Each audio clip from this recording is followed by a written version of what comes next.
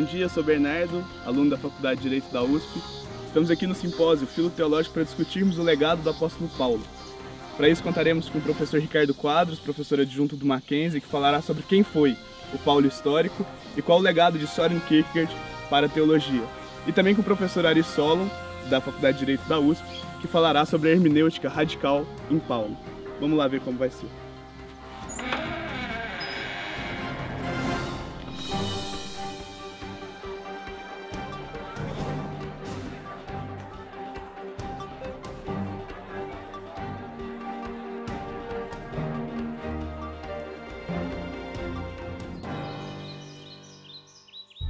A gente sabe que o amor é um conceito fundamental do Novo Testamento.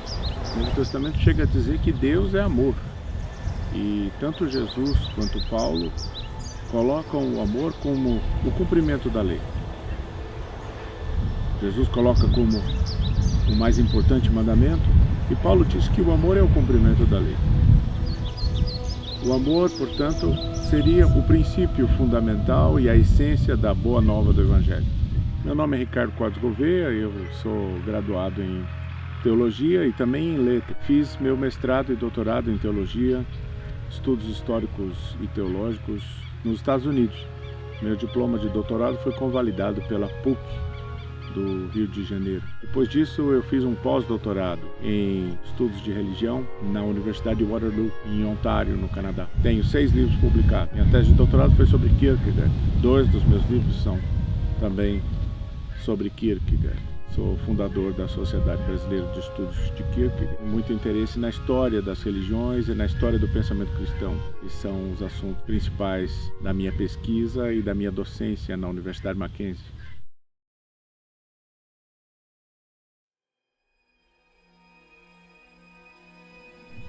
Sem dúvida, Paulo era um homem do período helenista e usava a retórica do período helenista. Mas a sua retórica era uma retórica específica, típica da Ásia, segundo principais autores. Uma retórica marcada pela erística, pela arte da persuasão, apesar dele se dizer apóstolo e ter uma atividade profética. Os textos de Paulo são marcados por esta retórica. E sua ação é, no entanto, bastante prática. Ele é também um homem urbano, um comerciante, um homem cosmopolita que tem uma visão de religião universal. A interpretação de Paulo é uma interpretação radical que vai às raízes das coisas. Jesus, ele já fez um esforço de lutar contra o conservadorismo da lei, porque a lei era uma lei cerimonial e ritualista. Havia 613 mandamentos que eram uma condição para que a pessoa atingisse a salvação eterna. Jesus, no Sermão da Montanha, ele percebeu que a essência da Bíblia não era o ritual, não era a cerimônia, era o mandamento ético que ele transformou em 2 mandamentos. Amar o próximo como a ti mesmo e amar a Deus acima das coisas. Paulo fez uma exegese ainda mais radical da Bíblia e reduziu esses 2 mandamentos a um só, o nomos do amor. Amar ao próximo como a ti mesmo. Me chamo Ari Marcelo Solon, eu sou professor associado do Lago São Francisco, a Faculdade de Direito da USP. Desde 85, eu comecei como assistente do professor Faria em Sociologia Jurídica, ensinando o curso de Sociologia do Raymond Aron, Max Weber. Depois eu passei a ser assistente do professor Tércio, ensinando Introdução ao Estudo do Direito, né? Ensinando Teoria Pura do Direito. Aí eu tive um problema de saúde e isso me resgatou da Teoria Pura do Direito e me deram a matéria de Filosofia, e aí eu comecei do zero, me interessei por Filosofia e quis esgotar a Filosofia de A a Z. E aí eu escolhi os alunos como vítima desse meu novo interesse. Cada ano eu escolhia um autor para me aprofundar e testava nos alunos. Paulo, ele inaugurou uma hermenêutica radical, porque a hermenêutica tradicional, ela vê o mundo segundo um tempo cronológico, um tempo matemático, um tempo físico, uma sequência de tempo um atrás do outro. Paulo, ele faz a indagação, não o que é o tempo, mas para que serve o tempo. Então ele vê o propósito do homem, a urgência do homem de transformar a história para que ela chegue ao seu bom termo, que é a parousia, a segunda vida do Senhor. E para isso ele usa o termo Kairos. Kairos não é Cronos, é um tempo encurtado, porque é um tempo que tem um propósito, é um tempo operativo, não é um tempo conceitual, é um tempo para as pessoas colocarem mãos à massa e transformarem o mundo. O cristianismo é para Paulo uma universalização do judaísmo. E a constituição das sociedades alternativas, que são sociedades éticas, a partir do princípio do amor, da fraternidade, são o elemento crucial da sua obra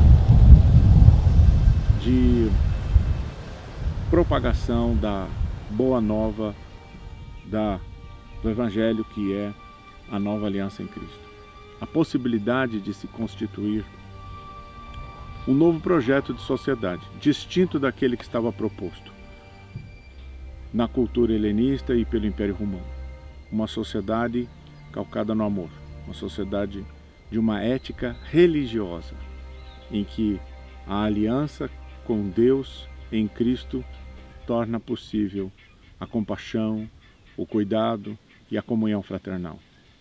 No livro Coríntios, capítulo 7, versículo 39, Paulo disse: meus irmãos, hajam no mundo como se o Senhor viesse amanhã como um bandido no meio da noite, como se vocês tivessem mulher e não tivessem, como se vocês tivessem filho e não tivessem, como se vocês fossem proprietários de uma casa e não fossem proprietários, mas apenas usassem. Isso é que é o niilismo ativo, que Nietzsche sonhou que alguém fizesse, ele não conseguiu fazer, mas Paulo conseguiu fazer.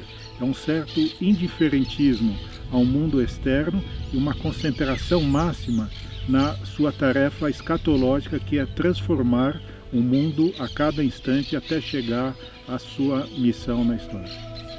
Vemos que através da história do cristianismo, Paulo foi interpretado de muitas formas, mas talvez a mais importante maneira de interpretar a forma na história do cristianismo, que estava enviesado e que certamente não mais nos serve, é a interpretação à luz da filosofia grega, da filosofia de Platão, da metafísica de Platão. E nós vemos então um dualismo, uma separação do material e do espiritual. Nós vemos uma mensagem paulina gerando um pensamento que distancia Paulo da experiência mística, experiência de união mística com Deus em Cristo, a experiência que se torna apenas teórica, abstrata, como se vê na ortodoxia. A visão de Paulo da história não é uma visão linear grega e também não é uma visão platônica, que Deus é uma coisa imóvel, uma coisa eterna. Para Paulo, existe uma tarefa imediata que se impõe, que é transformar o mundo. Por quê? Porque resta pouco tempo para a volta do Messias. O mundo está dividido em dois eons. É o mundo do passado e o mundo do presente. O mundo do presente é o mundo messiânico. O mundo do passado é o mundo do Cronos, do tempo sequencial, do tempo que tem uma lógica. O mundo do presente não tem lógica. Você tem uma missão a cumprir, não tem nenhuma filosofia que te guie, nenhum dogma. Existe uma urgência escatológica, uma urgência de você transformar isso que é algo indiferente, esse morfocosmos, esse mundo que é uma forma indiferente, num mundo com propósito, num mundo em que o seu kairos, que é o seu tempo operativo, leve à salvação universal da humanidade.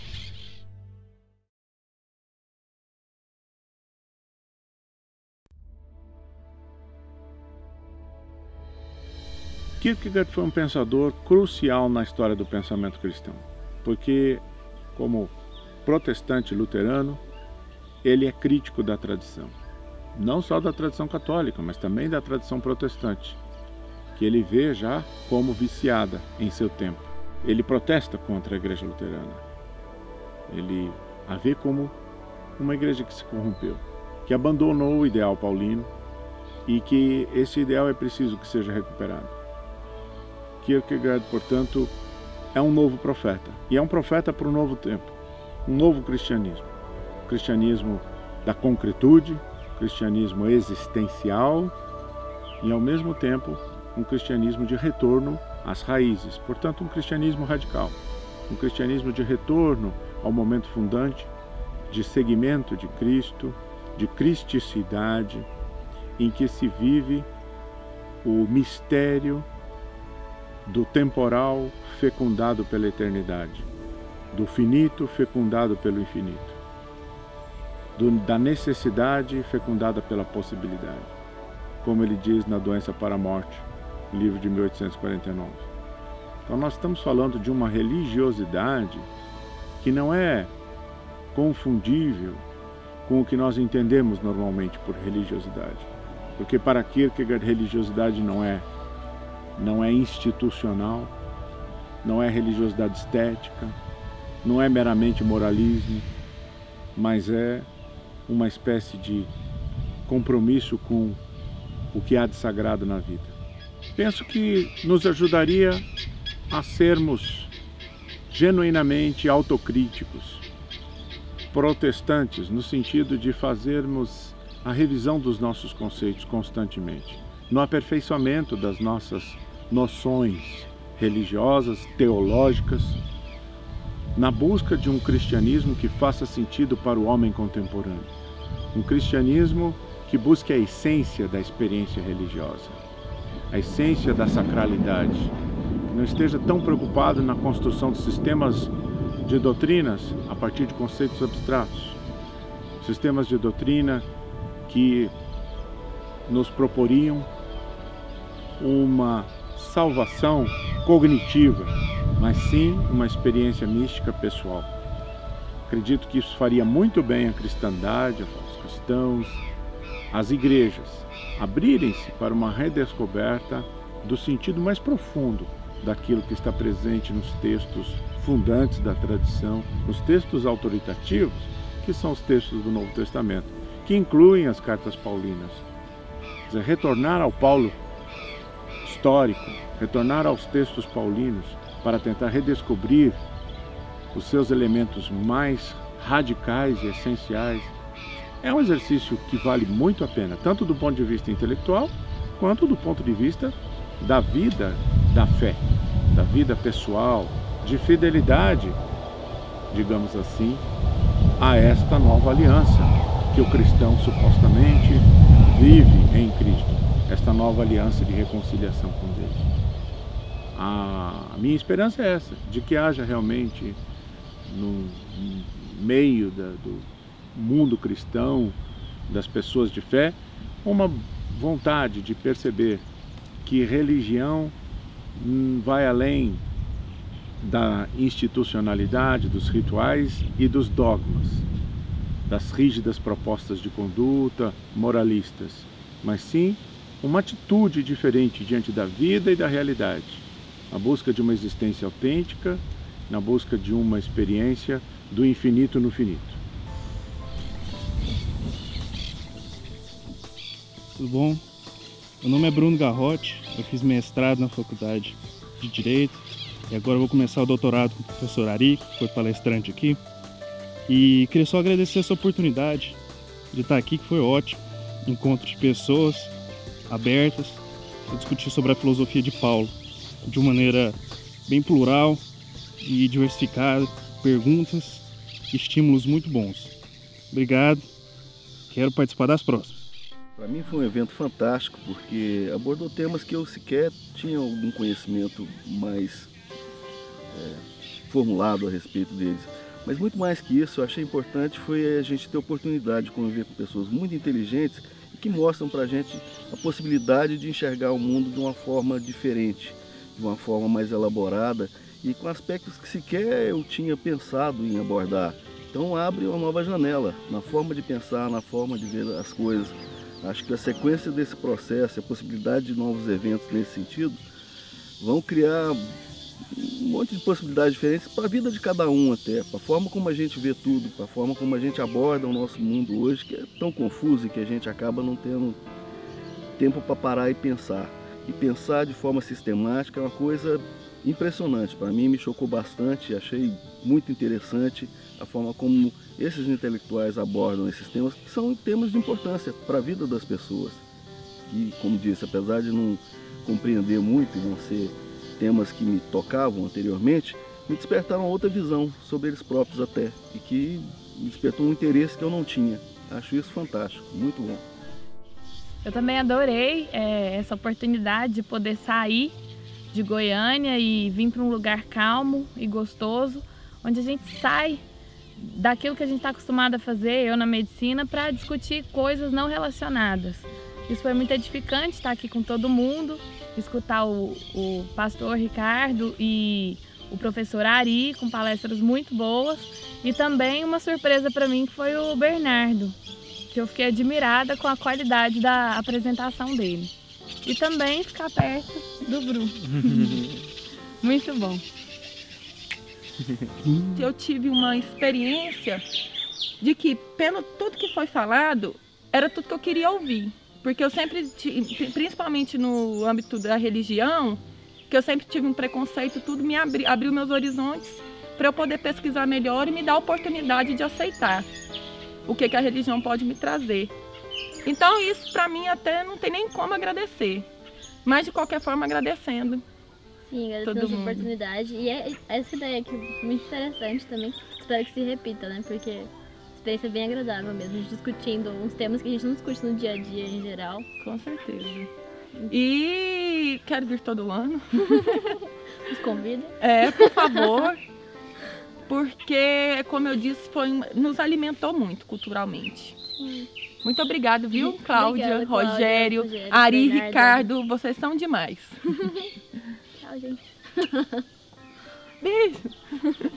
Eu queria agradecer bastante ao Rogério, a Cláudia, que proporcionaram um fim de semana muito, muito bom, assim, muito além das expectativas, principalmente em relação à qualidade e o nível das palestras relacionadas à grande temática era Paulo, mas não ficou só nisso, discutimos também sobre religião, espiritualidade de modo geral, de uma maneira bastante informal, mas com um nível também muito, muito alto. Então, e além disso, tem todos esses elementos de um grande seminário, de boas palestras, grandes estudos e também convívio e enfim, interação entre as pessoas. Assim, gostei muito, muito mesmo. Bom, eu de minha parte também foi uma experiência incrível, muito gratificante, porque apesar de já ter uma vivência prévia, né, assim, no campo da reflexão filosófica, eu nunca tive a oportunidade de viver um final de semana em que realmente o sentido da paideia grega estivesse presente, porque aqui a gente teve a oportunidade de conviver, de refletir juntos, de cuidar do corpo e cuidar da mente, né? Foi um simpósio mesmo, no sentido platônico, foi um banquete em que se colocou na mesa não só o melhor de cada um, no sentido do sentimento, da disponibilidade, né, mas também da reflexão. Eu tenho a agradecer os anfitriões, os palestrantes, assim, acho que essa experiência foi o piloto das próximas que, com certeza, assim, no que depender da gente e das nossas contribuições, haverá outras, e eu acho fantástico que isso aconteça. Chegamos assim ao fim do simpósio Filo Teológico sobre o apóstolo Paulo. Queria agradecer a presença de todos e até a próxima.